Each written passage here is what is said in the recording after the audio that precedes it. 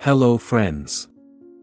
A call that left Brittany Faskey, a levy with the deliverance organization Adore, All Dogs official rescue enterprise of Houston, anxious came in January.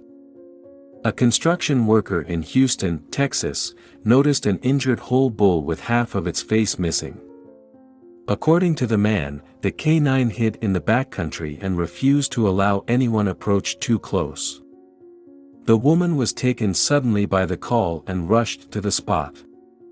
When she discovered the canine beside a gutter among the bags of food leavings and old tires, she realized he was by far worse condition than she had anticipated.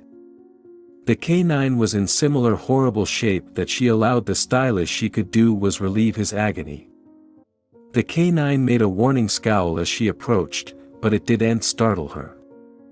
She didn't anticipate a different response from him, given the situation he was in and everything he had to go through and suffer through to remain that way. After a while, the canine let Brittany to approach close enough to examine her injuries. Brittany incontinently realized it couldn't have been an accident because the cut was so straight it could only have been made with a sharp instrument. So, that canine script was most probably the act of a mortal being, conceivably the same bone who left him lying there. Brittany took Apollo, the canine she named, to the veterinarian after gaining his trust. Despite appearing to be in excruciating pain, the canine managed to relax and indeed fall asleep in the woman's auto. Still, he wasn't yet completely safe. The canine needed immediate medical attention, and Brittany was doubtful if he could handle the curatives that were to follow. Still, when Apollo arrived at the clinic, he dashed around the staying area, smelling people and interacting with the other tykes. Brittany and the warhorse placed food and water in front of Apollo to determine his quality of life and capability to eat duly. He could have a shot if he can do it. Apollo ate 2 coliseums of food and water without vacillation. Also Apollo approached the woman who had saved him and rested his head on her leg. From that moment on, we knew he wasn't just any canine, Brittany explained. Apollo ultimately passed reconstructive surgery. The canine's surface nose had been removed, but he still had a nasal depression through which he could breathe. During the procedure, the veterinarian wrapped a skin graft around the exposed bone in Apollo's nasal depression to cover what was left of his nose.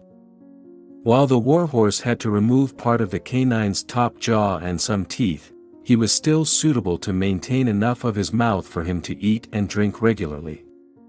Meanwhile, Brittany hadn't considered espousing the canine, she was simply concerned with the surgery and the canine's recovery. She knew, however, that she and Apollo had formed a special link that was growing stronger by the day. Brittany introduced Apollo to her other tykes, 2 males over the age of 10. They were important types with unpredictable grains.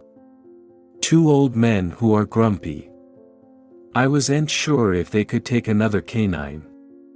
They were used to being just the 2 of them and were veritably defensive of me, she explained.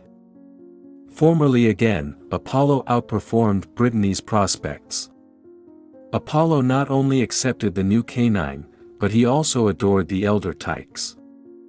Another surprise element about Apollo was that he enjoyed being among others, which was unanticipated given what he'd been through.